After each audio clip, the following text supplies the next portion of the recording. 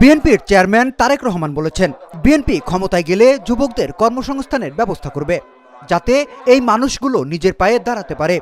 শুধু কর্মসংস্থানের ব্যবস্থা করতে চায় না, পাশাপাশি অর্থনৈতিকভাবে সচ্ছল করে গড়ে তুলতে চাই।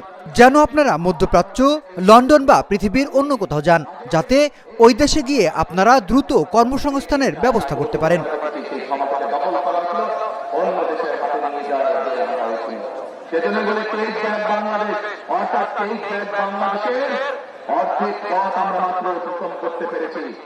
তিনি বলেন, নারীদের উন্নয়নে কাজ করতে চায় বিএনপি। ক্ষমতায় গেলে দেশের 4 কোটি পরিবারকে ফ্যামিলি কার্ড দেয়া হবে, আর এই ফ্যামিলি কার্ড দেয়া হবে নারীদের। পরিবারের মায়েরা পাবেন এই কার্ড। ফ্যামিলি কার্ডের মাধ্যমে তাদেরকে খাদ্য সহায়তা বা নগদ অর্থ সহায়তা দেয়া হবে, যাতে করে তাদের সংসার সুন্দরভাবে চালাতে পারে।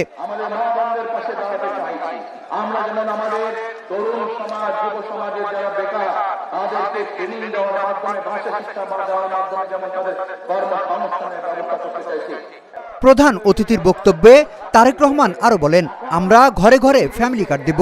কৃষকদের উন্নয়নে আমরা কৃষি কার্ড প্রদান করব।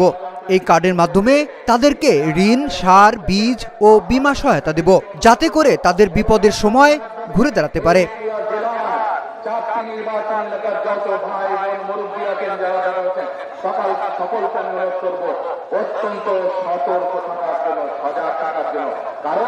জনসভায় জেলার 7টি উপজেলা থেকে বিএনপি সহ অঙ্গ সংগঠনের নেতাকর্মীরা উপস্থিত হন।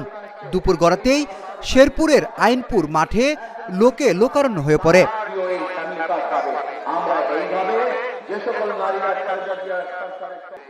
সকাল থেকে সমাবেশ স্থলে মানুষের উপস্থিতি শুরু হয়। দুপুর গড়ানোর আগেই খণ্ড খণ্ড মিছিল নিয়ে উপস্থিত হতে থাকেন নেতাকর্মীরা।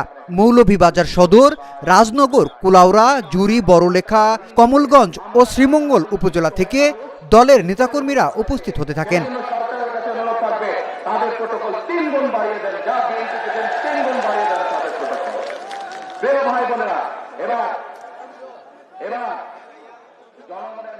দীর্ঘদিন পর জনসভায় তারেক রহমানের উপস্থিতি নেতাকর্মীদের মধ্যে বিপুল উৎসাহের সঞ্চার করে।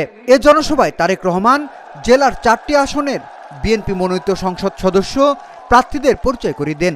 এর আগে 2005 সালে মৌলভীবাজারে প্রথম আসেন তারেক রহমান।